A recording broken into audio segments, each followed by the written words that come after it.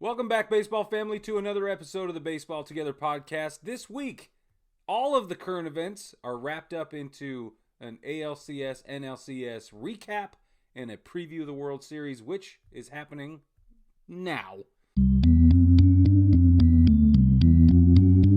9+ Us presents the Baseball Together podcast with your hosts, Blackjack Brad and Kansas City Little Big Briggy Blue Eyes. And now, Baseball Together. Baseball family, welcome back. As I said a minute ago, we are going to dive right into recapping the ALCS and NLCS from this wild and crazy 2020. And Brad, the championship series, don't you think were just as crazy as this season has gone? I think it was they were pretty much a microcosm of everything that's happened this season, except for the fact that the season was extra fast, but those series were like extra long, which is, exactly what we're looking for, exactly what we want this time of year. So I was okay with it. Yep. But man, we'll get into it in a little bit, but just to sum up some of my thoughts right now, I honestly thought that the Dodgers were dead to rights.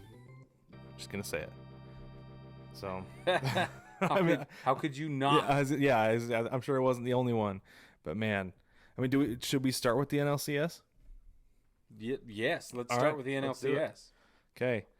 So for those of you living under a rock, like me, I'll admit that I fit that category right now, and it's okay. The NLCS went to 7 games, which was shocking, and the Braves won the first 2. Dodgers won Game 3. Then the Braves won Game 4. Dodgers won Game 5. Then the Dodgers came back and won Game 6 and 7 as well. So, ruh-roh. Yeah. Atlanta. Well, the Braves join an elite club of teams that have blown a 3-1 lead. Recently, we had the Indians who did it in 2016. They blew a 3-1 lead in the World Series. And the Indians, by the way, their social media team has embraced that. Have you seen that? Yes, where they welcomed the 2020 Atlanta Braves to the club. Yeah, and there was somebody who responded and said, I believe the Golden State Warriors are bringing treats this week, and the Indians said, actually, it's our turn. I thought that was pretty good, like fully embracing it. We're not the only ones, and, welcome to the club, Atlanta Braves, and, man, and you know what, honestly, I think the whole thing, it just comes down to experience. That Braves team was so young. Like, oh yeah, they got run out of the playoffs last year by the Cardinals, which was like young team in the playoffs again, right? And then this year they get to the league championship series against a team that has been there. I mean, this is their 3rd time going to the World Series in 4 years, so they've been to the championship series. Every one of those guys has. So, it's experience won out. That they felt like they were never out of it, and they just kept fighting. What was interesting to me, though, because everybody on paper, us included, said that the Dodgers were this unstoppable force, and then we get to the 3-1 situation, and we're all like, well, I don't know what to do anymore, right? I don't know how to feel about this. And I think some belief systems were shaken in the fan bases a little bit. It's okay to admit that. Yeah. And but what's interesting is that now, in retrospect, we're saying, well, LA won and super duh. We all knew that would happen. But I want to tell you that only 2 of those games were save scenarios. Right. Oh yeah. What was it? You know what I mean? Game 3. It was when they game blew 2 the tires off and of game everything. 6. Well, Game 3 was crazy. Yeah, when the Dodgers came out and scored 11 runs in the first inning, and it was like, okay, this game's over. Let's move on to Game 4 now. Let's see what happens. Right. And yes, and good for the Braves. They bounced back after getting run out of the stadium, and they won Game 4 and went up 3-1. But really, I feel like the whole thing, it really did. Like, Game 7 was an amazing baseball game. Start to finish, it was a battle. The Braves had the lead. Dodgers tied it up. Braves got the lead. Dodgers tied it up, took the lead, and won the game. But there were a couple things that the Braves did that really just, like, that kind of buried them. You know, there was a couple of momentum changing things. Like there was that whole situation where I believe it was Dansby Swanson who was running home on contact. Yeah. And he got in like Swanson. I want to say it was a 4.265 put out. I don't know. Anyway, but it ended up with Justin Turner diving to tag him on the foot, and then they made an out with Corey Seager making another tag at third base. You know, so you got that, which really killed things because they had runners on second and third, and then you end up with 2 outs and a runner on first. Yeah. You know, that really kills everything, and that could have been the big momentum shift in the game. Well, so all of my Braves fans, they're reaching out to me, and they're like, so base running's important, right? Yeah, you got to know how to do it. Yeah, and they're like, oh, okay, well, that's good to know. Let me tell you something real quick about how important it is to know what's going on the bases. So I am a slow runner, always have been a slow runner, and like, you know, catchers are notoriously slow runners in the game of baseball.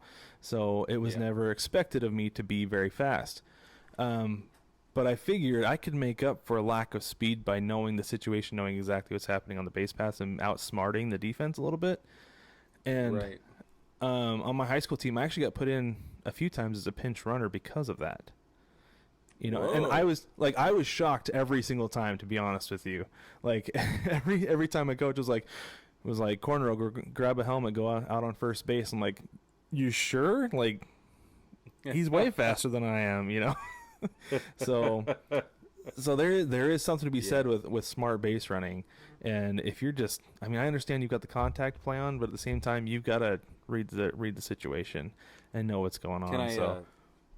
Can I do it? Can I say it? Can I say my favorite line? Say it. Check out the big brain on Brad. That's one of my favorite movie lines for this ever. Except usually it's used in my house as like sarcasm. Typically I'll say something stupid and I'll hear that. I'll hear, look at the big brain on Brad. I usually only use it when it's co-located with your nerd voice. Oh yeah, the nerd, yes. Calculations. That's the one. Yep, that is the one. It's my favorite.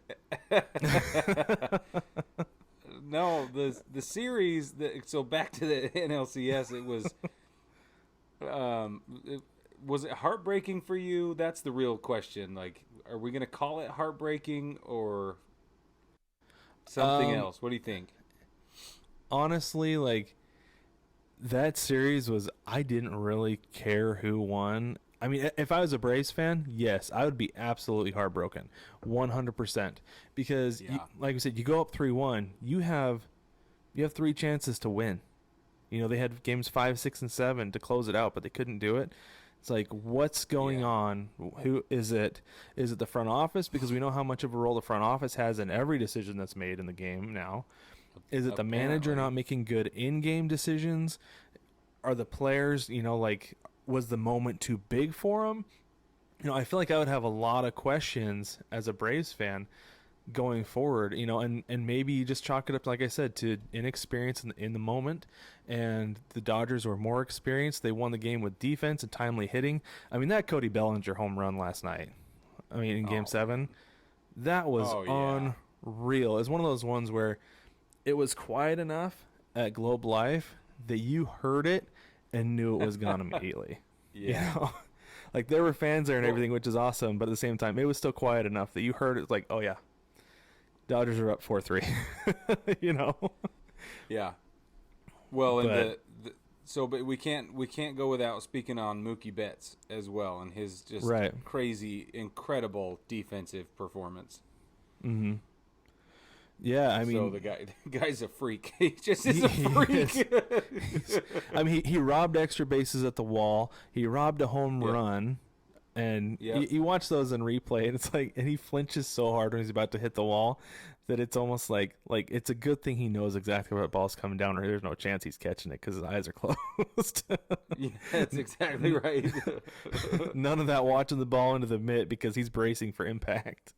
But yeah, you got to respect that. That's hardcore. Yeah, for real.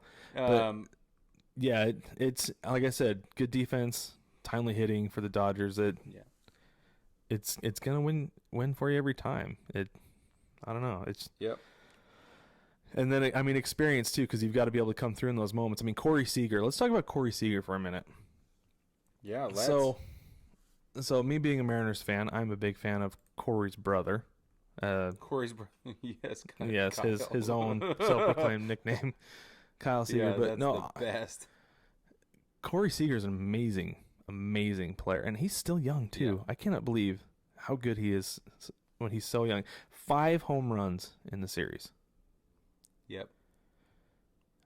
I mean, 5 home runs in 7 games. Mm-hmm. And what, 2-1? 2-1 game? I think so, and he's with a 3.10 through the series batting average, and that puts, what is that? His OPS came to 1.230 just in that series. So that's pretty great. Yeah. That's pretty great. That is, if I'm not reading this line wrong, that's the best on the team for OPS through that series, by the way. Well, team average is at 850 of OPS. Yeah, exactly. Yeah, because that's something else. Well, and best here's slugging something too, else. actually. Here's something else with Corey Seager too, is that he's a guy who's about a year removed from Tommy John surgery as a shortstop. That he already had Tommy John surgery. Or are we assuming it? No, he did have it. Oh, he did? I thought you were. Oh, I didn't know he already had it. Where no, was I'm not projecting. I'm not projecting. I don't know. Okay. But he did. He will have Tommy John surgery. And no. I was like, check out that big brain on Brad. According to my calculations. But no, seriously, he missed a season because of Tommy John surgery, and now he's coming back and he's playing this way. I mean, like I said, he's a position player. He's not throwing as violently as a pitcher is, and he's at shortstop where he's still throwing hard. But I mean, I don't feel like he's missed a step defensively. He's upticked offensively, and he's become an all-around player. And I mean, the fact that they drafted him and groomed him in their farm system, I hope they can re-sign him for their sake. Yeah, because he's going to be due a bunch of money here in a few years. Well, he's only 26. This is 26-year-old season. Yeah. And yeah, like I said, he has 2 Silver Sluggers, and he's 2-time All-Star. He's Rookie of the Year, and this is his 6th. If we're counting this as a full season, which we are, this is number 6. Yeah, so he should be coming up on change, but arbitration. Let's see. Right? It's coming. Yeah. So he's actually signed through this year. Okay. He's arbitration eligible next year and be a free agent in 2022. Okay. Wow. Good for them. And guess who his agent is? Tell me it's Trevor Bauer's agent. For his sake, I wish it was name? Rachel Luba. Yeah, there you go. He's got Scotty B. Scott no, Boras is representing. Didn't need Corey his name on this show, Brad. So he's gonna be disrupting the market in 2022 and causing a scene. I mean, if he keeps up even at this rate, but if he continues on the trajectory, he's gonna get a bunch of money, and it probably won't be in LA because they don't pay that kind of money. But they can. Because LA's entire salary. Well, they're not really paying. I mean, they're paying Mookie Betts. They extended him, which, bravo. That's a smart move. They're Clayton Kershaw's. He's due a bunch of money, and I mean, I want to actually check when Kershaw's contract is up because that's a good question. That's a pretty big deal. It is a huge deal. Whether or not they will be able to re-sign him. So, and if they win the World Series this year, then their market value is going to just skyrocket, and it won't be short-lived every one of those either guys. Because it's been building. No, I mean the team. The team's market value is already enormous, but winning the World Series after years and years and years of getting close, or losing, in the World Series. This is this if they do it this year, it'll be the little shove over the edge they've needed for a little bit. It will. So, luckily for the Dodgers, you ready for this? Clayton Kershaw's contract is up in 2021. Ooh. So he will either. I don't think he'll retire. I mean, he's only 32 right now. Yeah. I think he'll come back on one more deal, team friendly. I think here I'm projecting. I think he'll finish his career as a Dodger. Yeah. On a team friendly deal, drop down in the rotation like he has, because they've got some stud arms on that team, by the way. Yeah. Holy smokes. Oh yeah. I mean, he could be the number 4 starter come 2022 if he's still around. You're right. It's true. So I mean, and for him, like, why not? Why not stick around with that kind of deal? And yeah, I mean, that would be a pretty good deal, I think. Yeah, I don't know why you wouldn't. Do that. But I don't want to get too far ahead of ourselves. Let's go ahead with the ALCS. I was just gonna say, let's go to the ALDS really quick and talk about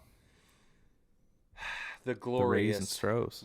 Wonderful resolution to this absolute tragedy that has been that has been allowed to persist. Really, is what it is, Brad. Yeah, that's a perfect way to describe it. And here's the thing, is that, I mean, we figured the Astros, as soon as they played a good team, they would lose. And yes, like we said, experience came through for the Astros. Yeah. In the ALCS, but it didn't win out because they weren't the better team. They were not. Right? Like, I feel like experience won games 4 through 6 for the Astros, but game 7 was won off talent by the Rays. And you know what? go ahead. Sorry. Well, no, it's interesting if you compare their lines. Like, just take the team averages with batting, on base, percentage, OPS, slugging, etc. On paper, the Astros were the better team. Mm-hmm. But they weren't the better team. You know what I mean? Like, not only in resolution, but in team dynamics and character and all this other stuff. It's that X factor that we keep talking about, Brad. It's the intangibles that matter, that you can't put in a box score, that don't make sense on statistics. Well, and I'll give the Astros for one intangible. Carlos Correa, out of everybody, embraced the role of heel. Oh, for sure. Jose Altuve, I heard it say that he's kind of a timid guy. He wants people to like him, and from what I understand, all the vitriol this year, like, sent his way, was really hard on him. And that's part of the reason it looked like he kind of had the defensive yips in the ALCS. And I feel like Alex Bregman's a guy who wants to be liked too, based on kind of his mannerisms this season. That he kept his mouth shut, and it's because his play wasn't up to what it had been the last couple of years. But Carlos Correa, he was just like, I don't care. You guys can hate me. I'll go out and play better. And he did. He played better all year, and he played better throughout the playoffs. I mean, he had that big home run, threw his bat in the stands just about, and said, "Come and get it." Yeah. He was ready for it. Yeah. That he was the heartbeat of that team this playoff run, and I got to give him a lot of credit for that, because that's not an easy role to play. No, it's not. But some of the very best in their craft in the history of any sport specifically, but also in art and things like that villainous mentality, that sort of rogue anti-hero thing is super compelling, and it really does go a long, long way. Mike Tyson, so if you talk about boxing, Mike Tyson was the same way. Right? He built his entire persona around that. And it worked. And he was one of the best to ever do it, ever. Well, and I mean, speaking of one of the best to ever do it, if not the best to ever do it, Michael Jordan did it. That he would make up reasons to, like, hate somebody. That's right. I mean, his Hall of Fame speech, even, he brought the guy who was the kid who got put on the varsity team over him in high school, just so he could be like, look at me now, Shove it in his face. That, like, yeah, that he didn't carry a chip on his shoulder. He carried a boulder. It was all the time, and that he used that as motivation. That he was the greatest in the world at the time. That obviously nobody could stop him, but he still found the tiny little things to motivate him. And yeah, that's what the greats do. And I guess, give credit to Carlos Correa because he did it. He sure did it, and he performed. And we're not sitting here. I'm certainly not asserting that Carlos Correa is one of the greatest of all time. No, but no, absolutely this is not. the intangible. This is just evidence of what it takes, and it's too bad that it takes that. Let's be honest. Since this is a family-friendly show, I will just go ahead and tell you that I think it's too bad that that's what it requires to be the best, but it also is reality. So for all the kids listening out there, we hope you're not looking to be the villain in the scenario because that's not worth it, but find your motivation. You're going to see that in your life. Yeah. But no, find your motivation, and that was his this year to step up his game and come back better. Let's talk about the Rays for a minute. Who are these guys?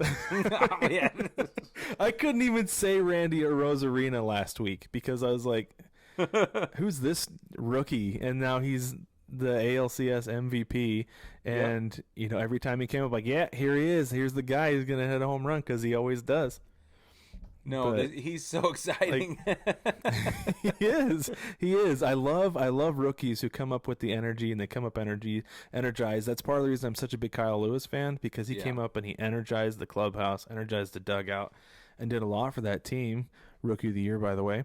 But Arozarena, he led that team through the ALCS and he earned that MVP award, and it was amazing, absolutely amazing. So it is amazing, and let's just do a quick recap. Game 1, Tampa Bay beat the Astros 2-1.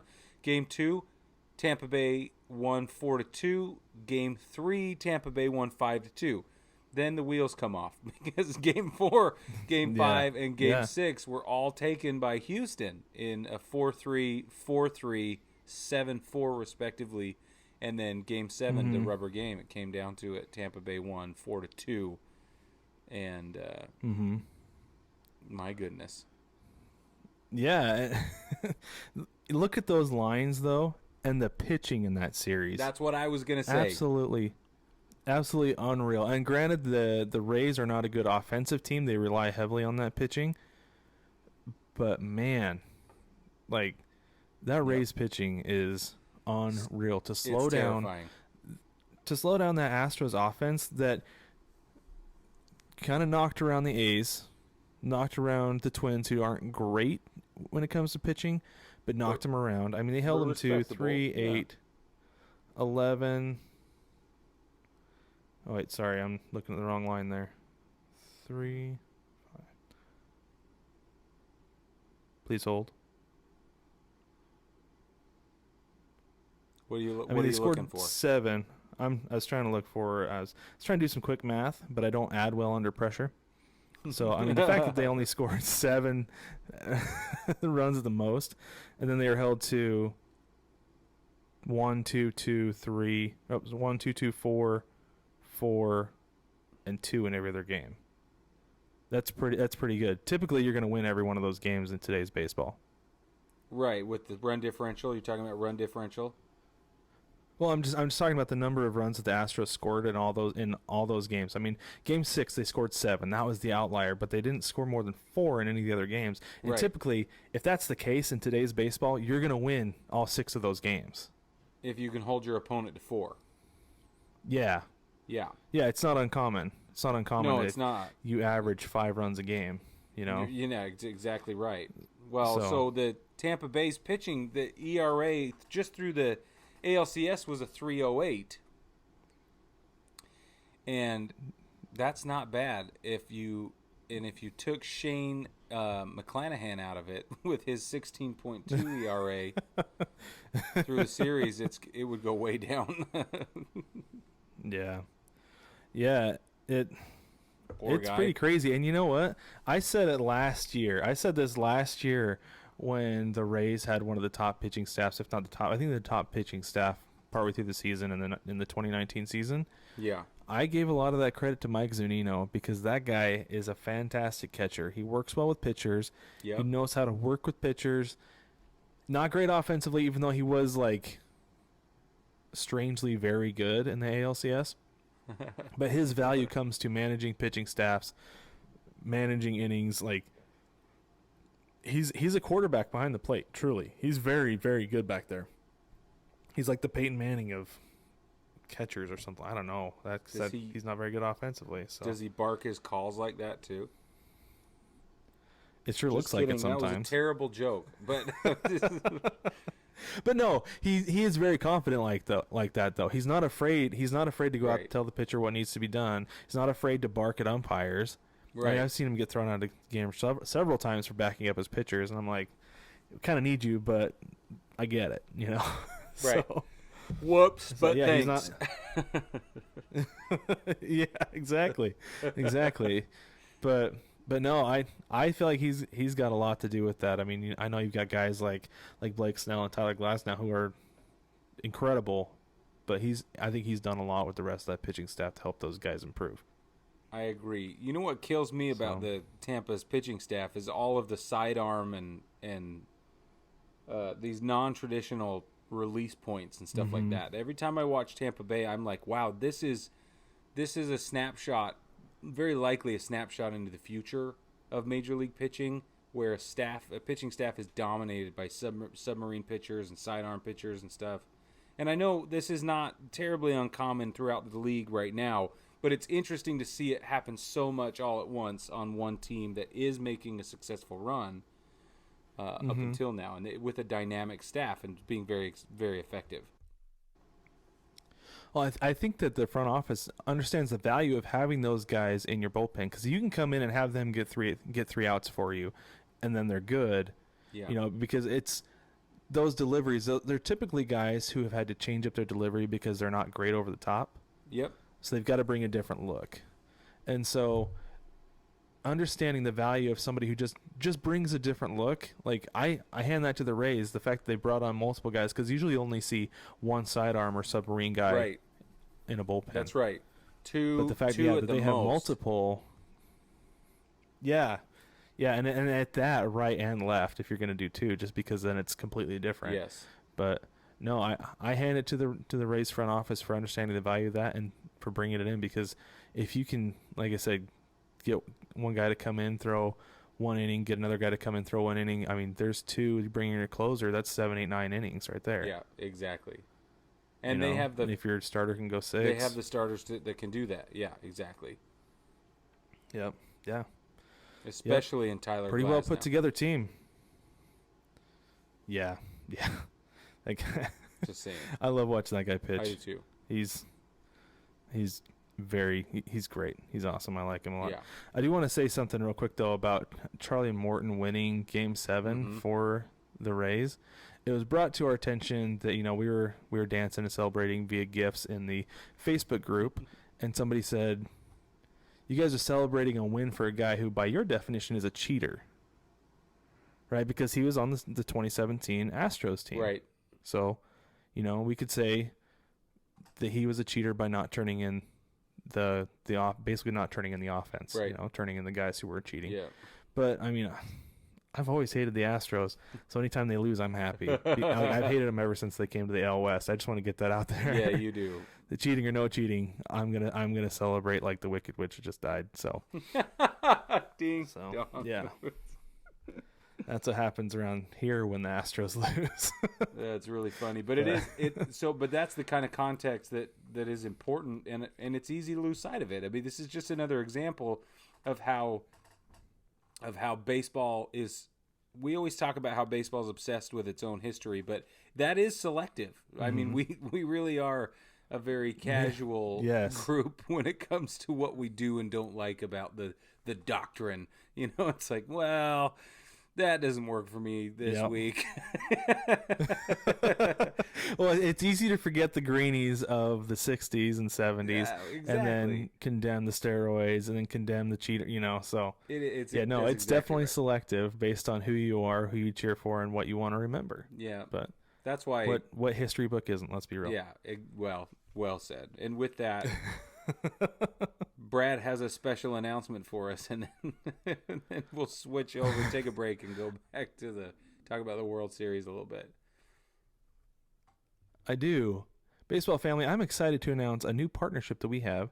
We are affiliate partners with Booking.com.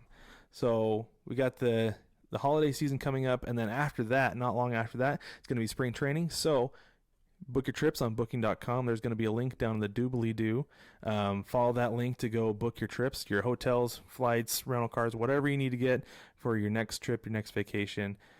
Follow that link, like I said, to Booking.com to book your next trip. And with that, we'll take a break. We'll be back with the World Series.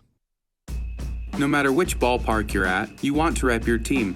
Now you can with 9+ Us. Welcome to the Big City Series. With every design available in your team's colors, you can fit in with the home crowd or stand out on the road. Either way, we have the colors you crave.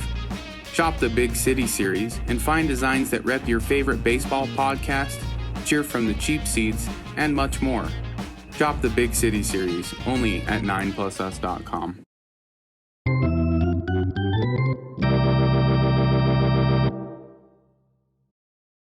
Welcome back, baseball family. So we're going to get into the World Series. I said at the beginning of the season there were a couple things I wanted to see this year, and the World Series was one of them because it meant we got through a successful season, and I feel like we did. We had 2 big COVID outbreaks across the league. We had one in the Eastern divisions, really, just with the Marlins, and one in the Central with the Cardinals, really. Yeah. But other than that, Major League Baseball did a pretty darn good job of getting everybody through the season healthy and getting to the World Series, which is what matters. It's what we wanted to see. So I'm excited to be here. And by here, I mean still in my house in Arizona, not in Texas, where they're holding the World Series. Because it's going to be at the neutral site at Globe Life Park where the Texas Rangers play. They were safe putting it there because the Rangers weren't going to make the World Series, and they had this great big stadium that they've got to introduce people to, and they're letting fans in, and it's going to be glorious. It's going to be an amazing event.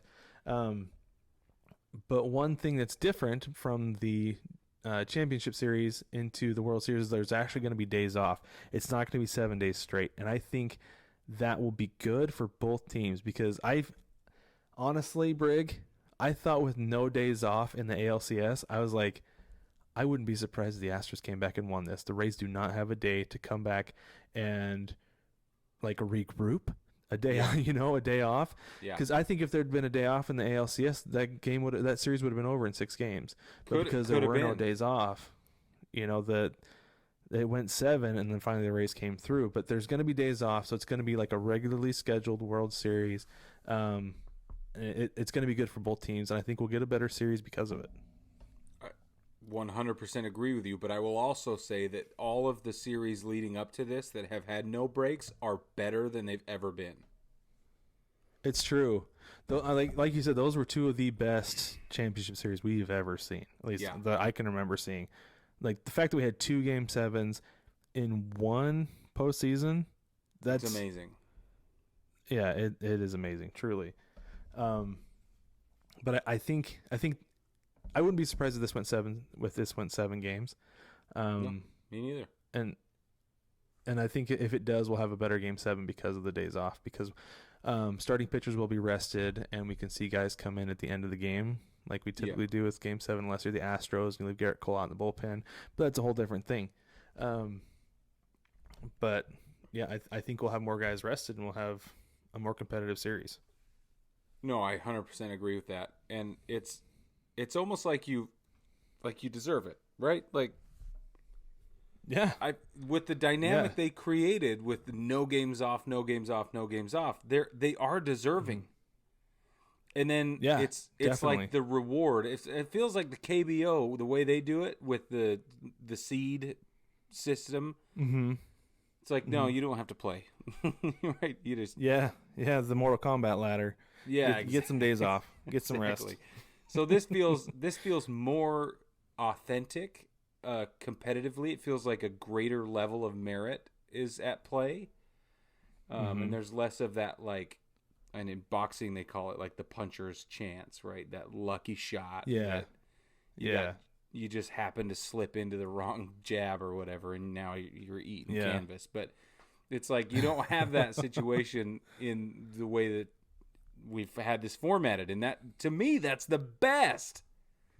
Mm-hmm. So how is it possible? Let me ask you. I'm sorry, I don't mean to keep going, but I got to ask you this question. No, go ahead. You're good. Did you think that 2020 would result in all of these like silver linings? That we would come away with this just broken and bedraggled situation, and then all, like you said, all the two very serious COVID situations, and then how many games played, and can we really go off win percentage? And then here we are in the World Series in 2020, and we're like, you know what? There were some pretty good ideas. I know. I feel like and with when it all came down initially, I remember we were just like, I don't know about that. We were making fun of Rob Manfred. I mean, we were killing him. We were killing Rob Manfred. I still am for all of it. First of all, well, it goes without saying. Oh, speaking of which, real quick, so I did see on Twitter the other day that Major League Baseball, they did a hashtag free baseball on Twitter, and if you tweet whatever with hashtag free baseball, they will print that on batting practice balls during the World Series. Oh, cool. So naturally, I tweeted "Fire Manfred" hashtag free baseball. Yes. So, hopefully that shows up somewhere. I think that the two candidates would be Jared Kizo and Frank Azera. How do you say his name? Azaria? Frank Azaria. Hank Azaria. Thank you. And Bill Murray. Those are the candidates that I have as if I shortlisted 3 potential better commissioners. That's who I'd want. They're all actors. I don't know about Kiso. He's a hockey guy. But he would still do a better behind... job than Rob Manfred is what I'm saying. That's true. He probably Pull would. the hockey dude from Canada and he'll figure it out. Get himself the puppers and he'll figure it out. I could get behind Hank Azaria as commissioner. But anyways, no, Brig, you brought up competitive balance a little bit ago. Yeah. I do have a legitimate question for you about competitive balance. Okay. So neutral site. I've said before that home field doesn't have much of home field advantage isn't necessarily a thing in the postseason. However, going back, I'm gonna deep cut here. Back when we watched the Junior documentary, Ken Griffey talked about how when he was on first in Game 5 of the ALDS against the Yankees. Stop. No, you're good. It's fine. Okay. It's fine. All right. He talked about how he was on first and he's thinking, okay, if the ball gets out in center field, it's down. I'm standing on third. Gets down to left center, I'm standing on third. But if the ball gets down in the corner, it's a little bit softer down there. It dies and it stays. I'm scoring. Okay, those are the things you know about your home park. The Dodgers just played a 7-game series at Globe Life Park. Yeah. The Rays have not played a single pitch in Globe Life Park. Right.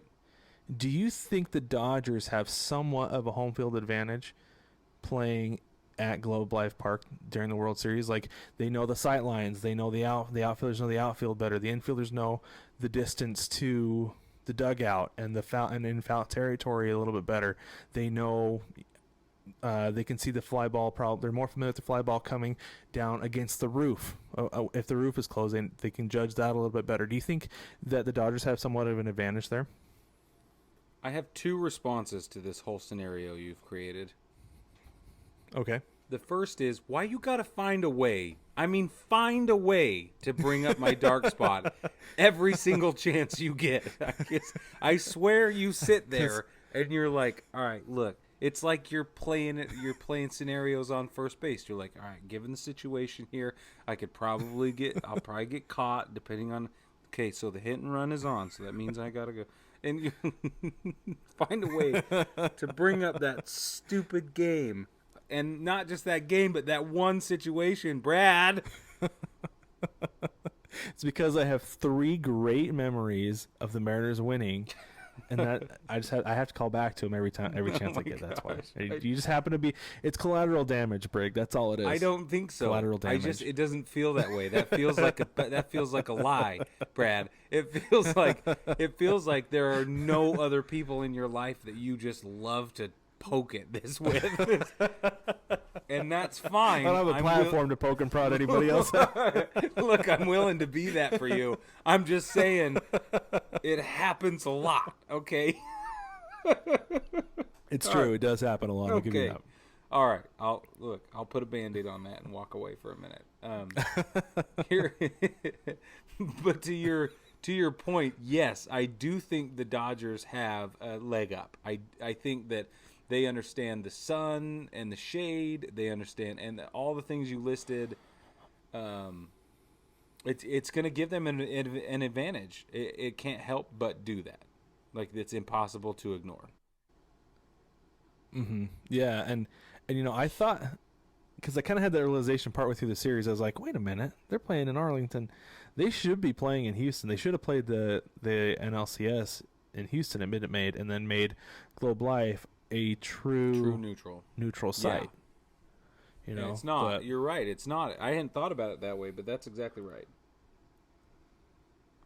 Yeah, no, that was just an interesting thought. Something to watch for. If you see an outfielder for the Rays, maybe misplay a ball down the foul line or something, like in foul territory, isn't. I mean, we saw Margot go head first under the concourse. Yeah. In right field foul territory anyway, so I'm not too worried about that. But if you see somebody maybe crash into a wall or something, maybe they thought they had a couple extra steps, and I know how guys count all that stuff out, but I don't know. It's interesting. It's interesting to think about going into especially the World Series that's supposed to be at a neutral site. Can we also just back up and say it the right way one time? The World Series! It's just so exciting. I don't know. It is exciting. It's like, for me, it's always been one of those things where it's like, it's exciting because it's the World Series. The World Series. Yeah. It's exciting. But then it's like, at most, we only have 7 games of baseball left. Yeah. And then we got to wait. But then it's like, as a Mariners fan, we're 0-0. We're 0-0 again. We're undefeated in first place. So there we go. First place in your hearts and minds. That's right. Exactly. Yeah. That's right. No, it's awesome. First and last. It's so funny. But you're right. There's 7 games left, people. This is it. It's over after this. And whatever happens will happen, and we'll move on. And by the way, for those of you wondering, we don't take the off season off. By the way, the off season, we don't even call it that. It's the winter meetings. We're still meeting here on the Baseball Together podcast, so don't worry, we're not going anywhere. But that's right. But yeah, baseball. There's no off season in baseball, and this is especially since like the actual literal off season is so short. Like there's too much going on to have an actual off season. Yeah. So that's why we continue. That's why we press on. We like that. It's good. Yeah, it's part of what makes baseball magical. Okay, one of the many things. Mm-hmm. One quick thing for you before we start wrapping up or anything. Game 1, we've got Clayton Kershaw versus Tyler Glasnow. Yeah. Now, Kershaw, we talked about this last week, has been very good. Wasn't outstanding against the Braves. No. But that was one series. Mm-hmm. The Rays, like I said, are not a great offensive team. He could be dominant Kershaw again in the World Series. Yep. Tyler Glasnow has been outstanding. Brig, who you got in Game 1? Well, I don't. Honestly, I think the Dodgers take Game 1, and I think the Dodgers probably take Game 2 as well, and then this magical X Factor thing will happen, and the Rays will get pissed, and then we'll have a series. That's what I think will happen. Yeah. Yeah. Okay. Now I have I too have the Dodgers taking Game 1. Not necessarily because of Kershaw, not necessarily because of Glass now melting down. No. But that home field advantage thing maybe is a factor there. It could be, and last steps goes a long ways, especially we've seen this postseason. We've seen last steps come in big for teams. But I think experience is going to win out Game 1. Mm-hmm. I think the Dodgers are going to take them. There's going to be a little bit of nerves for those young Rays players. Every one of these guys on that Dodgers roster has been to the World Series. Almost all the key I use that loosely. Yeah. You got Dustin May, who has not, but I don't worry about him. He's throwing 100 anyway. Yep. So I do feel like you've got guys who are experienced. There's no jitters. They're out there. It's a business trip. This is a business trip for the Dodgers. Yeah. And I think they're going to go out there. They're going to announce their presence with authority, in the words of Crash Davis, and take Game 1. Now, Brig, Game 2. No, just kidding. I'm not going to do that. Who do you have in the series, and how many games? We're going to go 7 games. It's going to be a slugfest, and I think the Rays are going to win. The Rays in 7? Yeah. Wow. Okay. I don't know how. Yeah, I mean, I could see pitching winning out. It's going to have to be off pitching. They're going to have to turn everything into a pitching duel. Yeah. Or some guys wake up. I'm going to take the Dodgers. They could. Because they have it in them. Look, their offense isn't bad. It's just been a little bit quiet. That's all. It's like now that the competition is heightened and now that the stakes are heightened, they haven't risen back to that level. That they're not bringing all of their game up to this level. But I think they have it in them. That's all. That's what I'm saying. And I'll bet you they find it. Yeah, I think they could. I think they could find it. But I honestly, I'm going to take the Dodgers in 6 because the offense is too potent. The offense is too potent. That defense is really good, and they're deep. Yeah, they're deep. Their bullpen, I haven't seen be like super duper deep, but they've got good starting pitching, and those guys can go deep if they have to. I mean, Dustin May, I mentioned him a minute ago. I think he had some nerves in Game 7 because he threw 8 straight balls to start Game 7 against the Braves. But the velocity was there. He's still throwing. He's still hitting 100 and 101. And I mean, he's out there throwing gas. And then they had Gonsolin. I can't remember his name off the top of his first name off the top of my head, but Gonsolin came in for him, and he shut down. He did a pretty good job against the Braves too. So if you've got an offense that is not quite as strong as what Atlanta's was, and really as what LA's is, those guys could do their part, and then you get into Walker Buehler and his tight pants. And, no, Brad, this is not the time, Brad. This is not the time. I couldn't help it. I couldn't help it. I had thought about it. I'm leaving. I couldn't help it. It's too funny. It's so funny. Too funny. Those guys were I don't know what it is about the California cool in that Dodgers clubhouse, but those guys are wearing the tightest pants in baseball. Yeah. There you go. I can't imagine. Can't imagine it. No, it's awesome. But yeah, I mean, I'm looking forward to. I'm excited for the World Series. I always am, though. It doesn't matter what the situation is.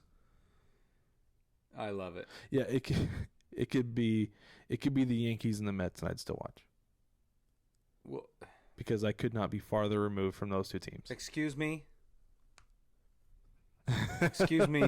Hold on. That couldn't. I shouldn't say the Yankees. I shouldn't say it could be the Red Sox and the Mets. How's that? And I'd still watch. That's wild. Is there a universe where that's possible? Not this year. Yeah. Well, now that we've touched, and probably not in the next 2 or 3 or even 5 or 10. I don't know. But now that we've touched everyone else's dark spot, Brad. I want to thank everyone for listening and not being offended by anything we say, but also want to encourage you to check out the apparel that we have on the shop. It's at 9plusus.com, plusus.com, 9plusus.com. We're wearing our stuff right now. I've got my baseball things hat on, and my baseball is for lovers t-shirt that is immediately applicable in all of our lives, let's be honest. And it's getting ready for Christmas. The shipping times are back to normal. Everything's good to go. So jump on there, find yourself something nice, find yourself something or something for someone else. It's the perfect opportunity for gifts. Mugs, hoodies, hats, even neck gaiters and masks and stuff. So jump on there. And pillows too. Don't forget pillows. That's right. We have home decor. It's very exciting. That's right. Absolutely. Yep. And baseball family, go ahead and jump on baseballtogether.com as well. You can watch the podcast and listen to the podcast. I actually spent a bunch of time the other day and updated the whole thing with all the most recent podcast episodes, so you can watch every YouTube version of the podcast if you would like. And that's something I'll continue doing going forward. And don't forget to like, subscribe, rate, and review the podcast. Let us know what you think. Submit to our mailbag. There's a link to the mailbag in the doobly-doo, but also on baseballtogether.com. You can send us an email and let us know about topics you want to hear about. If you have any questions, comments, concerns, snide remarks, send them our way. We love to have them. We'll give you a shout out on the podcast for sure. And baseball family, enjoy the World Series, and we will catch you next week.